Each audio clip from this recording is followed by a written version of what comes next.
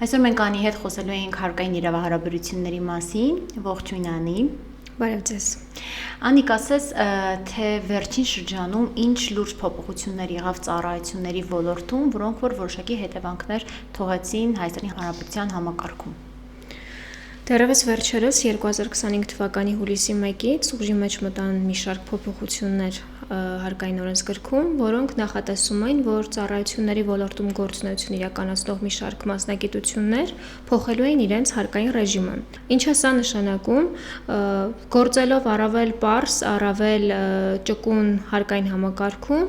մի շարք մասնագիտություններ թևակողեցին հարկային առավել բարդ համակարգի, ընդհանուր համակարգին եւ շրջանառության հարկի համակարգից տեղափոխվեցին ու դարձան ավելացված արժեքի հարկ եւ շահութ հարկ վճարողներ։ Սա բավականին զգալիորեն մեծ հարկային բեռ էր ոլորտի համար։ Ուզում եմ ճիշտն ասած մի փոքր խոսել, թե ինչ էր նախատեսված նախագծով եւ ինչ վերջնական արդյունքով ուժի մեջ մտավ օրենսգրքում։ Նախագծով նախատեսված էին առավել մեծ քանակի մասնագիտական ոլորտներ,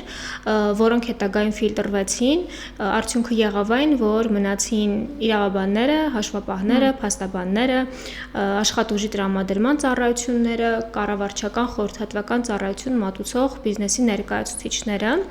Կարծում եմ, այս ֆիլտրացիան տեղի ունեցավ մի պարզ պատճառով, որովհետև շատ մեծ բուռն արձագանք եղավ հարկ վճարողների շրջանակում, բոլոր իրենց դժգոհություններն արտահայտեցին, մասնավորապես մարքեթինգային ոլորտը սպասարկող մասնագետները եւ ֆիլտրացիայի արդյունքում տեղափոխությունը եղավ միայն տվյալ ոլորտի ներկայացուցիչների համար։ Այսինքն մարքեթինգային ոլորտի մասնագետները շատ ավելի քիչ հարկեր էին վճարում, դրա համար իրենց արձագանքը այդ ձևով արտահայտվեց։ Չէ, ոչ թե ավելի քիչ հարկեր էին վճարում, այլ ծառայությունների ոլորտը առհասարակ հիմնական 10% շրջանառության հարկով էր աշխատում, սակայն կոնկրետ հենց մարքեթինգային ծառայություններին եթե անդրադառնանք, իրանց չանդրադարձավ, իրանք ուղղակի դուրս մնացին այդ նախագծից եւ վերջնական հաստատում չստացավ այդ նախագիծ իրանց մասով։ Եթե իմ սուբյեկտիվ կարծիքը հարցնեք, իրականում ես սա չեմ դիտարկում որպես հարկային օրենսգրքում սովորական փոփոխություն, այլ մոտեցման փոփոխություն է սա կոնկրետ ծառայությունների ոլորտի համար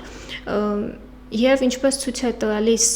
ժամանակաշրջանը, պրակտիկան ինչպես ցույց է տալիս, հիմնականում փուլ գրեթե բոլոր ոլորտները ավելի պարզ հարկային համակարգից անցում են կատարում ավելի պարզ հարկային համակարգի, որը կարծում եմ իր տրամաբանությունը ունի։ Բայց ի տարբերություն այս ծառայությունների ոլորտի, որոնք որ ավելի բարդի փոխարինվեցին ու ավելի բարձր հարկային վճարներ են կատարում։ Դե իրականում առավել հարկային բեռի բարձրացումը նկատելի էր, որովհետև այնպես չի բոլոր բիզնեսի ներկայացուցիչներն էին, որ ի սկզբանե մեծ շրջանառություն ունեն, այսինքն եթե դիտարկենք պարզ հասարակ սովորական ֆիզիկական անձի տեսանկյունից, ով անհատ ձեռնարկատեր է հաշվառել եւ ունի մոտավորապես 5 գործընկեր, ում սպասարկում է, եթե նախկինում նա իր ստացած եկամուտների մասով վճարում էր ընդամենը 10% շրջանառության հարկ, պատկերացրեք, որ հիմա անհատ ձեռնարկատերը վճարել է 20% ավելացված արժեքի հարկ եւ 23% շահութահարկ։ Իր ակնկալվող եկամուտի գրեթե կեսը ստացվում է, որ հարկային բեռ է իր վրա առաջացրել։ Ու ստացվում է, որ նաև տվյալ անձինք ծառայություններ մատուցելիս ավելի բարձր արժեք են ներկայացնելու, իրենց ծառայությունների գինը ավելի բարձր են սահմանելու եւ այստեղ կարելի ասել տուժում են հենց սպառողները։ Եթե խոսենք, թե ինչ հետևանքներ առաջացրեց այս փոփոխությունը, այո, մի քանի բարդ խնդիրներ ի հայտ եկան փոփոխությունների արդյունքում։ Իրականում, քանի որ ինքս տվյալ շուկայի ներկայացուցիչ եմ հանդիսանում որպես մասնագետ հաշվապահ եմ, ոնց որ ավելի լավ եմ պատկերացնում, թե ինչ խնդիրներ առաջացան։ Առաջին մի քանի ամիսներին շուկան անորոշության մեջ էր, մինչև հարմարվեց ադապտացիոն շրջանը անցավ։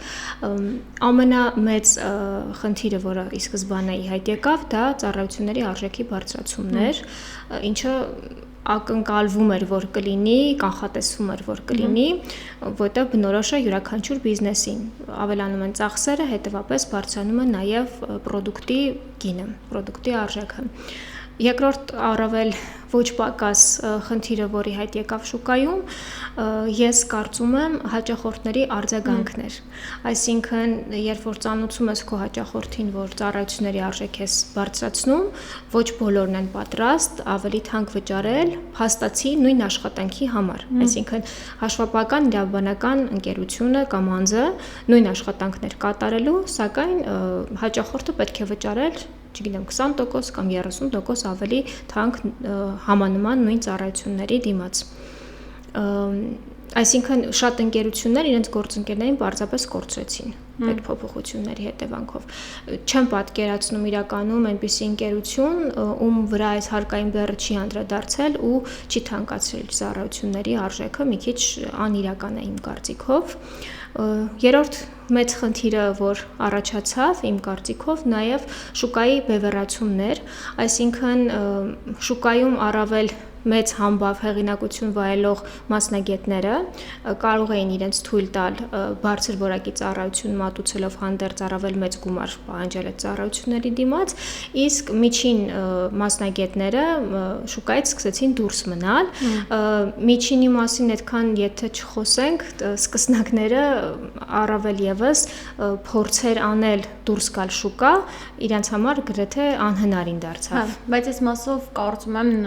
ավելի սկսնակները կամ միջին մասնագետները միգուցե ավելի հարմար գներ էին առաջարկում եւ շատ դեպքերում սպառողը հենց գնում էր ու տվյալ մարդուց էր օգտվում։ Այսինքն իրեն ավելի հարմար էր, իր գրպանին ավելի հարմար էր միջինին կամ սկսնակին դիմել ու այդ գնի, օգտվել այդ ծառայություններից։ Ինձ թվում է այս մասով էլ այս խնդիրը կարող է առաջանալ, դեռ շատերը ավելի շատ ասում են, լավ, այս արժեքը ինձ համար ավելի հարմար է, իրեն ոնց որ ավելի հարմար է տալ այդքան քիչ, քան մտածել, որ ավելի շատ տալ, ավելի լավ որակով ծառայություններից օգտվել։ Միանշանակ այդ դեպքերն են արձանագրվել, միանշանակ բիզնեսի շատ ներկայացուցիչներ նախընտրել են ավելի քիչ վճարել նույն ծառայության դիմաց, բայց դրա խնդիրները հետագայում ժամանակի ընթացքում ինձ թվում է ի հայտ կգան, չեմ ուզում ինչ-որ տենց վատ կարծիքներ հայտնել, բայց ամեն դեպքում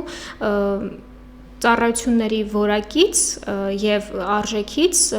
դրանք միշտ զուգահեռ են գնում իմ խորին համոզմամբ։ Խնդիրներ հետագայում կառաջանան թե չեն կառաջանա, դա էլ արդեն ոնց որ բախտի հարց է, նայած ում կդիմեն էլի տվյալ դեպքում։ Այսինքն սրանք են հիմնական խնդիրներն են, որոնք որ բախվել եք ձեր պրակտիկայի ընթացքում, թե կողքից ոնց որ երրորդ աչք դիտել եք ուսումնասիրել եք։ Ոչ միայն պրակտիկայի ընթացքում, այլ նաև այո, իմ գործընկերների հետ քննարկումների, զրույցների ժամանակ եւս ի հայտ են եկել, որ ամեն մեկի մոտ ինչ որ մի խնդրեմ առաջացել այդ փոփոխությունների հետևանքով։ Իսկ ձեր կարծիքով կա ինչ-որ մեխանիզմ, որ այս ամեն ինչը կարողանա լուծի, թե միակ լուծումը դա օրենսդրական բարեփոխումներն են։ Իրականում իմ պատկերացումով, երբ որ ինչ-որ փոփոխություն է նախատեսում օրենքում մտցնել, կապ չունի հարկային օրենսգրքում, թե այլ օրենսգրքերում իրավական ակտերում, վստահ եմ, որ որոշակի վերլուծություն կատարվում է, որոշակի ելակետային տվյալներ ունենում են, բազա ունենում են, որ դրա հիման վրա որոշում են կայացնում, այսինքն դիտարկել միայն այն, որ պետության միակ նպատակը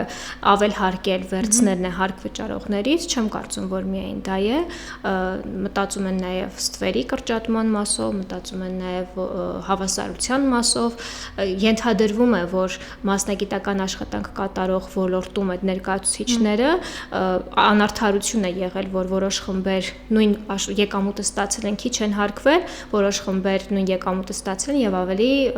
բարձր հարկեր են վճարել պետությանը, թե ինչպես կարող է լուծվել այս ամեն ինչը, մի փոքր այդքան էլ հեշտ չէ պատկերացնել եւ ներկայացնել, ես որպես քաղաքացի, որպես մասնագետ կարող եմ իմ սուբյեկտիվ կարծիքը հայտնել այս մասով, առաջին արձագանքը հարկ վճարողների քաղաքացիների շրջանակում, երբ որ ցանկացած փոփոխություն է տեղի ունենում, բնականաբար բացասակաբար է ընկալվում բոլորի կողմից այդ ամեն ինչը, ինչու, որովհետև հաճախակի են լինում փոփոխությունները։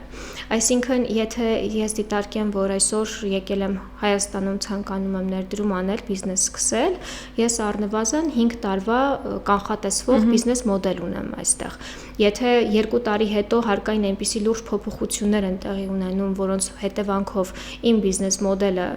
այլևս իրագործելի չի դառնում եւ իմ համար լրացուցիչ ծախսեր են առաջանում արդյունքում, ստացվում է, որ իմ մշակած ամբողջ պլանը այլևս իրագործելի չի, այլևս չեմ կարող ոչինչ անել, այո։ Այսինքն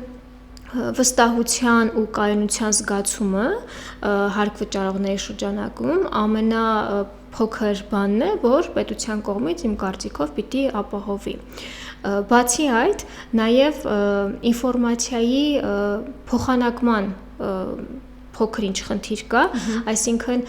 միշտ չէ, որ համապատասխան մասնագետները ժամանակին տեղեկացնում են այդ փոփոխությունների մասին, այսինքն արձանագրվում է դեպք, լինում է խնդիր, առաջանում են տուգանքներ,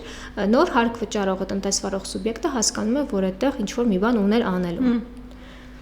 Այս դեպքում հաշվապաները պետք է տեղեկությունը ժամանակին։ Այս դեպքում արդեն գնում ենք այդ ձեր ասածին, ավելի քիչ վարձատրել հաշվապահին, մտածելով, որ հաշվապահը ուղղակի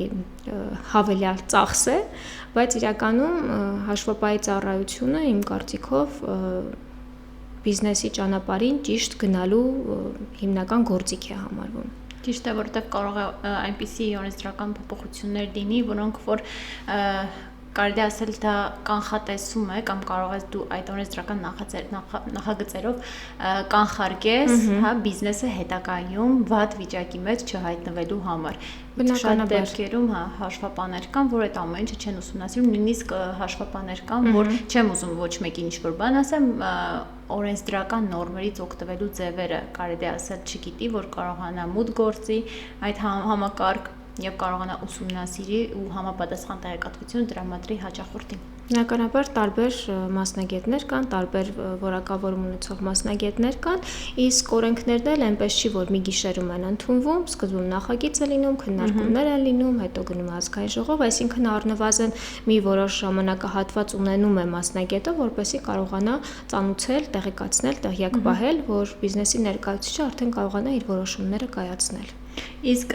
նշեցինք այն ծառայությունների ցանկը, որի հարկային համակարգը, հարկային բեռը ավելի բարձրացել է, իսկ միևնույն ժամանակ կա նաև այնպիսի ծառայություններ, որտեղ որ հարկային բեռը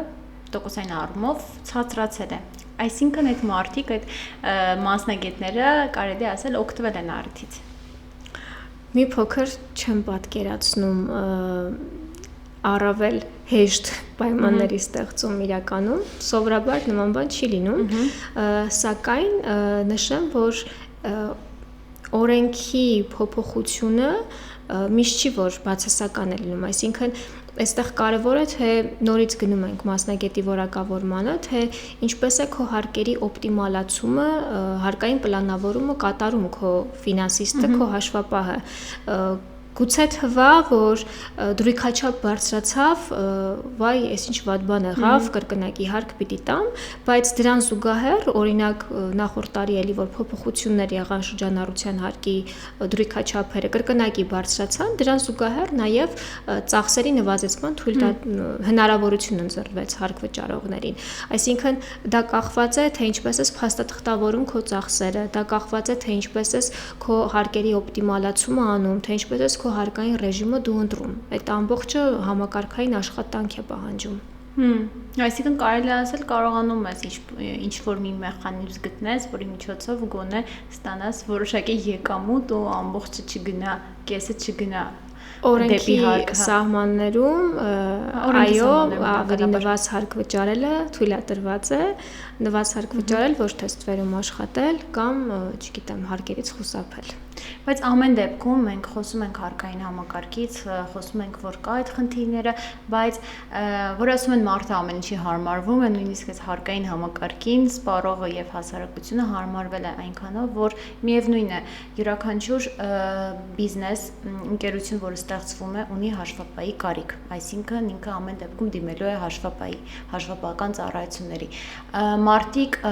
չեմ ասում բոլորը, բայց մեծամասնությունը ունենում է իրավական խնդիրներ, թե զուտ ուղղակի իրավաբանական ծառայությունների տեսանկյունից կամ ուղղակի փաստաբանական ծառայությունների, դատական պաշտպանություն եւ այլն։ Միևնույն է ինքը նորից դիմում է համապատասխան մասնագետի եւ կարողանում այդ վճարը կատարել։ Այսինքն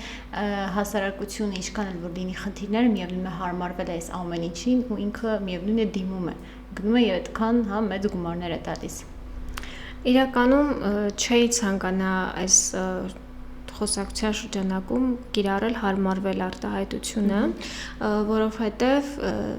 օրենսդրական փոփոխություններ միշտ լինելու են։ Անհնար է, բացառված է, որ տնտեսությունը անդադ զարգանում է, անդադ ինչ-որ նոր արարություններ են ի հայտ գալիս, բացառվում է, որ օրենքը մնան միշտ նույնը, սակայն այստեղ պետք չէ հարմարվել, պետք չէ ասել դե լավ հիմա դա է, այլ պետք է ուղղակի ճիշտ ռազմավարություն ունենալ, պետք է ուղղակի ժամանակին ճիշտ որոշումներ իրականացնել։ Այն տեսանկյունից, որ քաղաքացին, սովորական քաղաքացին է հարմարվում, կոնկրետ եթե մեր քննարկվող թեմայի շրջանակներում խոսենք, երբ որ ծառայությունների արժեքի բարձրացում նկատվեց, ինչքան էլ թվում է առաջին հայացքից, որ հարկ վճարողի վրա դա հիմնականում անդրադարձավ, այսինքն ես անմիջապես այդ հարկը ավել սկսեցի վճարել, միևնույն է, շատ արագ հարկ վճարողի վրայից այդ հարկային բեռը տեղափոխվում է շուկա վերջնական սպառողի վրա։ Թեկուզ լինի արանքում մեջտեղում ինչ-որ միջնորդ կազմակերպություններ, նրանք է իրենց պրոդուկտների արժեքը կթանկացնեն, միևնույն է, ոնց դիտարկում ենք, ոնց պտտվում ենք, իրականում վերջնական հարկ վճարողը արդեն սպառողն է։ Այստեղ մեկ ուրիշ խնդիր է առաջանում, թե ինչքանով է հարկ վճարողը, քաղաքացին կամ տնտեսվարող սուբյեկտը համարում իր վճարած հարկը արդարացված։ Այսինքն որոշակի տալ ստանալ հարաբերակցություն իմ կարծիքով պետք է լինի, չէ՞ որ մեր վճարած հարկերի շնորհիվ պետությունը գոյատևում է ու իր ենթակառուցվածքների, նախարարությունների, կրթության, անվտանգության ու մի շարք լուրջ հարցերի լուծում է տալիս այդ գումարի հաշվին։ Բայց Չէ ուզում քաղաքականացնել, բայց արդյոք այդ ամեն ինչ հենց ուղղում է դեպի դրան, որովհետև ինչ տարբերություն կար հիմա այս հարկային ռեժիմով այդ ամեն ինչը պահվում, թե մի քանի տարի առաջ, որ հարկային ռեժիմը լրիվ ուրիշ էր, այսինքն միևնույն է կարողանում են այդ ամեն ինչը ապահովել։ Մի փոքր դժվար է պատասխանել, թե այսինքն նպատակը որն է, որ հարկային ռեժիմի բարդացում եւ հարկերի ավելացում է տեղի ունենում, որովհետեւ ես գիտեմ մի շարք երկրներ, որտեղ բավականին բարձր հարկեր գոյություն ունեն եւ քաղաքացիները, հարկ վճարողները չեն նեղվում բարձր հարկեր վճարելուց, այսինքն լավ աշխատում են, կարելի ասել։ Լավ աշխատում են եւ ստանում են որակյալ պետական ծառայություններ դրա դիմաց։ Նորից գալիս ենք այն մոտեցմանը, որ հարկ վճարողի տեսանկյունից իմ պատկերացումով իդեալական այդ հարկային քաղաքացիական հարաբերությունները կլինեն ժամանակ, երբ որ հարկ վճարողը ոչ թե դիտարկում է իր վճարած հարկը իր վրա ծախս, իր վրա բեռ, այլ դիտարկում է ներդրում, որը ինչ որ մի ծառայության տեսքով պետությունից հետո հետ է ստանալու։ Նույնիսկ առողջապահական համակարգն էլ որ ներառեցին, էլի երևի առնչվում էր այս ամեն ինչի հետ, չէ, որովհետև էլի հարկային մասով այդքան շատ չավելացավ, բայց ամեն դեպքում ինչ որ գումար ավելացավ հարկի տեսանկյունից, ու քաղաքացին մտածում է, որ գոնե ամեն ամիս ինքը կարողանա ինչ որ բժշկական հաստատությունից օգտվել, չնայած այս մասով ճիշտ ասած ունեցել եմ ես ոդկաստ, որտեղ որ քննարկվել է ու բավականին շատ մարդիկ դիմել են անպատասխան հաստատություններ, այսինքն կարելի ասել նպատակին ինչ որ առումով կարելի ասել նպատակին հասել է այս փոփոխությունները։ Բնականաբար, երբ որ դու վճարում ես քո հարկը, պետությունը դրա փոխարեն տալիս է քեզ ինչ որ մի բանից օգտվելու արտոնություն ու հնարավորություն։ Դա կլինի համընդհանուր առողջության ապահովագրության շրջանակներում ինչ որ ծառայություններից օգտվելու տեսքով, դա կլինի կրթական ինչ որ սոցիալական ծախսերից օգտվելի տեսքով, գուցե մի օր գանք հասնենք դրան, որ կրթությունը լրիվ անվճար լինի, ամեն դեպքում ինչ որ տեղի ունենա, մեր գիտակցումը պիտի լինի այն, մենք բոլորս պիտի գիտակցենք, որ մենք ենք վճարում պետությանը որոշակի ծառայությունների համար, այսինքն այն ինչ որ մենք վճարում ենք, դա ինչ որ մի բանի տեսքով մեզ հետ է գալիս։ Գիտեք ինչ խնդիր իրականում այստեղ ես կուզենայի, որ լուծվեր որպես սուտ քաղաքացի,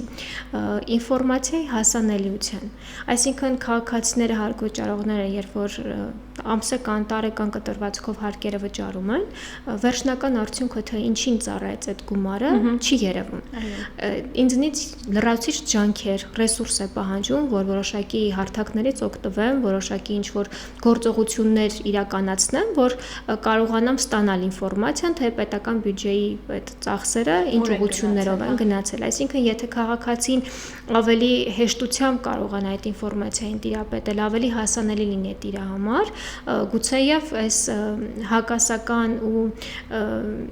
չկամեցողությունը հարկ վճարելու ինչ որ չափով նվազի։ Հա, որովհետև իրականում ստացվում է ոնց որ դու անիմաստ էներգիա ես, կոպիտ ասած անալոգիա եմ ուզում անել,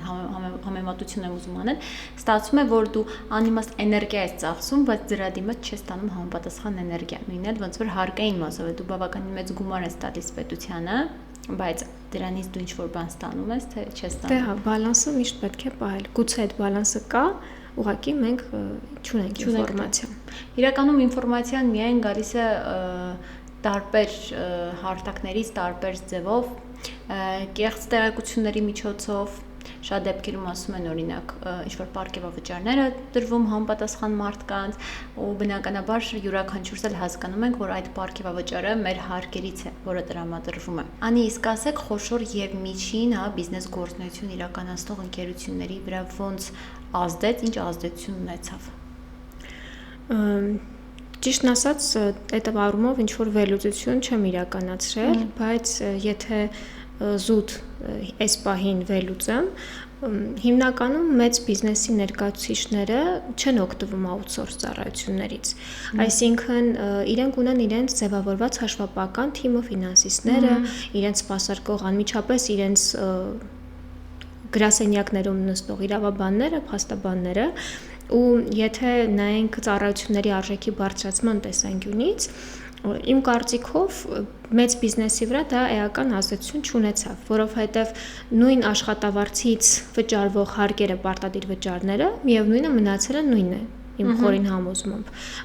իսկ ծառայությունների արժեքի բարձրացումը ավելի փոքր եւ միջին բիզնեսի վրա ազդեց, որովհետեւ նրանք չէին կարող իրենց թույլ տալ իրենց անձնական հաշվապահ ունենալ, իրավաբան ունենալ եւ դրա համար օգտվում են outsource ծառայություններից։ Այսինքն, եթե յուրաքանչյուր ընկերություն ունենում է աշխատակից 25% է, չէ, հարկը վճարելու։ Ну 25-ը այդպես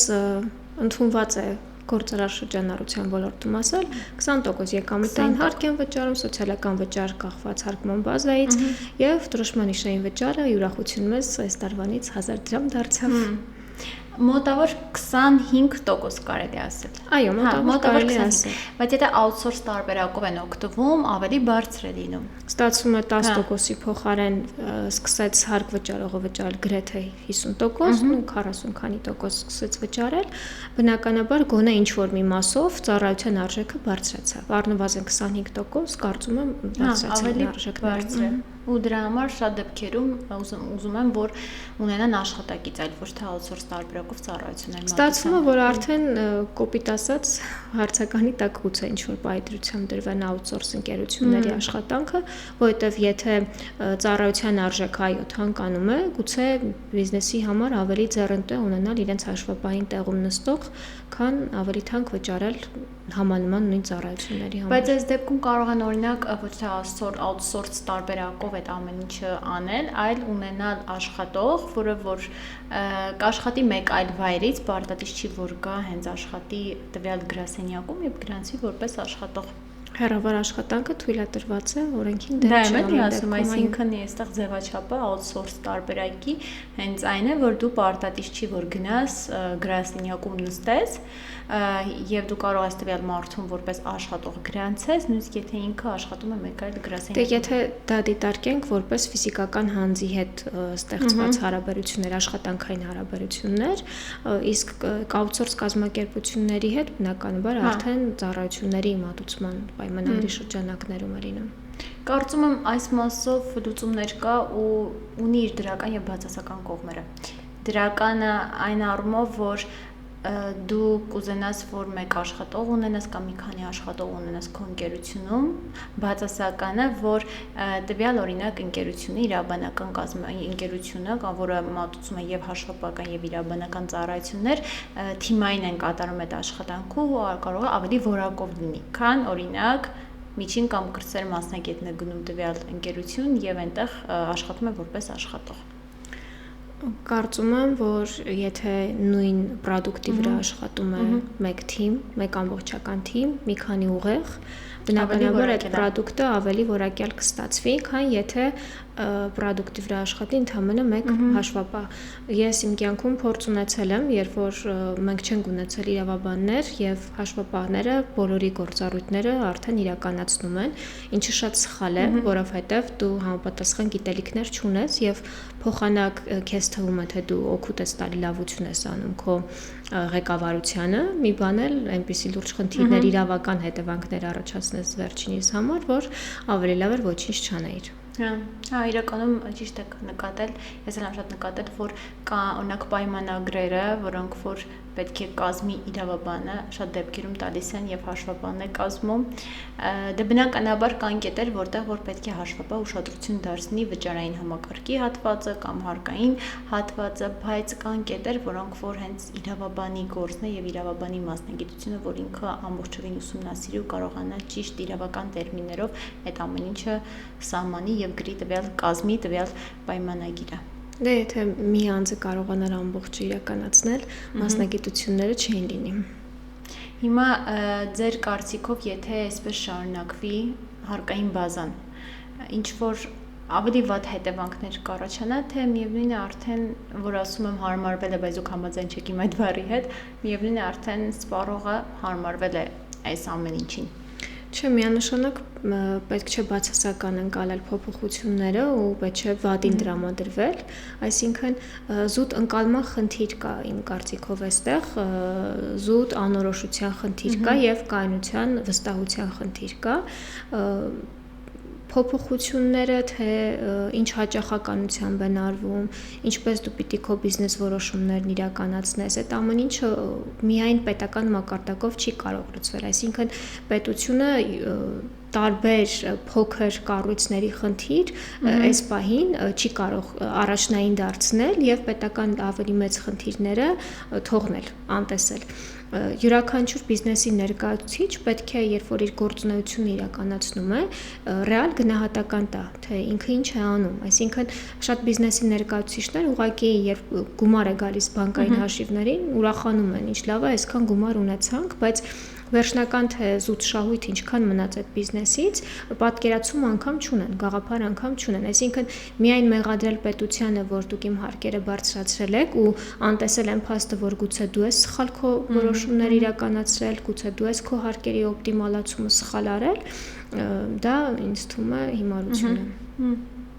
Իսկ կա արդյոք ինչ-որ փոփոխություններ կամ նախագիծ, որտեղ որ փոփոխություններ արվելու այս ոլորտում, թե նման հարկային օրենսգրքում չի լինում ժամանակահատված, որ փոփոխություններ չարվեն։ Այս պահին իրականում մեծ քննարկումներ կան, մեծ նախագիծ կա, որ հարկային շատ մեծ փոփոխություններ է նախատեսվում անել։ Այս ծառայությունների ոլորտում ծառայությունների ոլորտում դեռևս չեմ հանդիպել նախագիծ, որ որոշ ծառայություններ եւս տեղափոխվեն հարկման հատուկ համակարգ, բայց փոփոխությունները հարկման ընդհանուր համակարգ կներեք,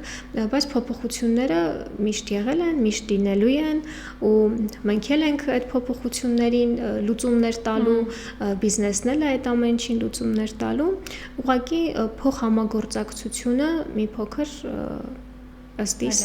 որ եթե ավելի հեշտ լիներ, ավելի պարզ լիներ, մարդը հասկանար, թե ինչա տեղի ունենում, ինչա իրեն սպասվում, ինչ լրացուցիչ հաշվարկ պետք է ներկայացնի, ծանուցումը թեկուզ առնվազն, որովհետև բոլորը չի որ ունեն մասնագետ հաշվապահներ։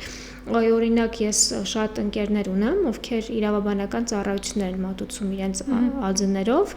ու ինքնուրույն բարդ բան չէր, կարողանում են իրենց հաշիվները գրել, կարողանում են երամսյակային իրենց շրջանառության հարկի հաշվարկները ներկայացնել, ընդհանրապես մի 3-4 գործընկերոջ հետ էին աշխատում, բայց հիմա փաստի առաջ են կանգնել ու լրացուցիչ ծախս պետք է կատարեն, հաշվապահ վարձատրեն, հաշվապահ վարձեն,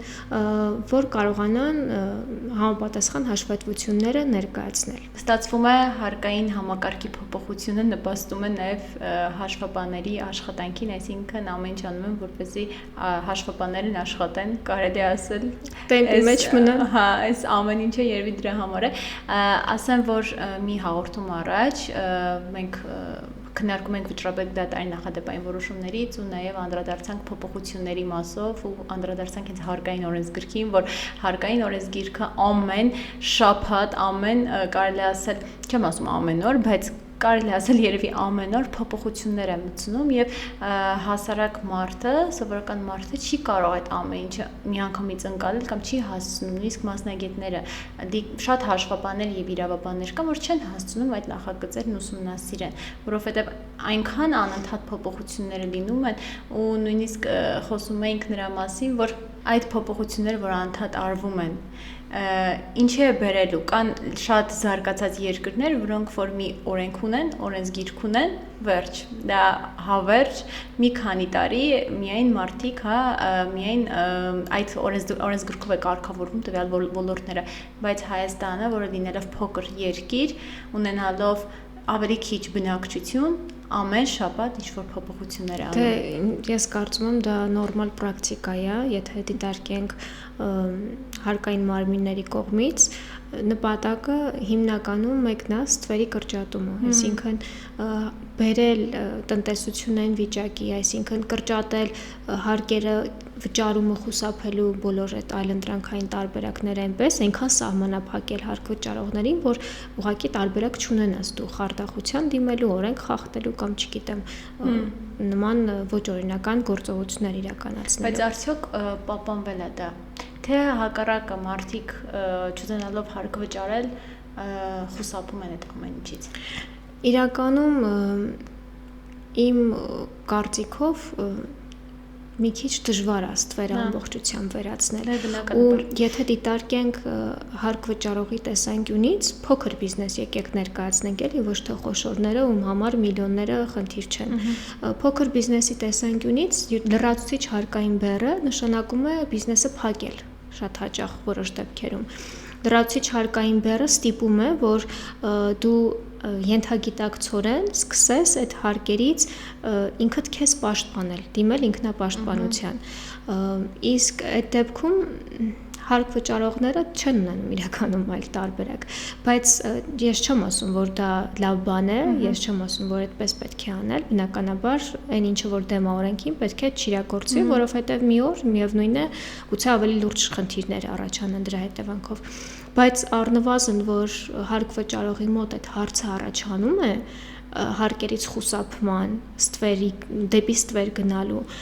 կարծում եմ դա արդեն պետության համար ազդակ է մտածելու, այսինքն ուրեմն այդտեղ ինչ որ մի բան, մի խնդիր կա։ Պետք է բացահայտել, թե այդ խնդիրը որն է։ Ճիշտ եք ասում։ Ամեն դեպքում կուզենայի նաև դուք ասեք, թե ինչ խորհուրդ կտաք այն քաղաքացիներին, ովքեր որ ուզում են բիզնես բացել, չգիտեն որտեղից սկսեն, կապ չունի ինչ բիզնես, բայց ամեն դեպքում ուզում են իրենք իրենց բիզնեսն ունենալ եւ շատ դեպքերում ուղղակի չգիտեն, թե որտեղից սկսեն, ինչ հարկերով են հարկվելու։ Միանշանակ մինչև ընկերությունների գրանցում կամ անհատ ձեռնարկատեր հաշվառվելը իմ հորդորն է եւ խորհուրդն է անմիջապես դիմել մասնագետի խորհրդատվությանը, ժամկետներ բաց չթողելու նպատակով ճիշտ պլանավորում իրականացնելու նպատակով, որովհետև նախկին ժամանակները այլևս չկան, որ ուղղակի կարաս քնից արթնանաս, բիզնեսը տնես, գումարը աշխատես։ Հիմա բարդացել է process-ը, բարդացել է նաև օրենքները հասկանալու, վերլուծելու գործընթացը, այսինքն սովորական քաղաքացին երբեմն չի կարող հասկանալ, թե ինչ է տեղի ունենում։ Ամեն դեպքում այդ հարկային մութ անտառում ինչ որ լուսավորող մի բան բիզնեսներին պետք է այս պահին։ Լուսավորողը հաշվապահն է։ Այո, լույս բերողը հաշվապահն է տվյալ դեպքում։ Հաջորդ խորհուրդը, որ կուզենամ տալ, մինչև հարկման համակարգ ընտրելը, բնականաբար վերլուծություն իրականացնելն է տվյալ գործունեության մասով։ Գուցե հարկման ընդհանուր համակարգը ավելի նպատակահարմար է տվյալ դեպքում, քան մտածել, որ օй 10% հարկ վճարամ շրջանառության հարկ վճարам, դա ավելի լավ է ինձ համար։ Հարկերի օպտիմալացումը եւս շատ կարևոր նախապայման է։ Բիզնես պլան ունենալը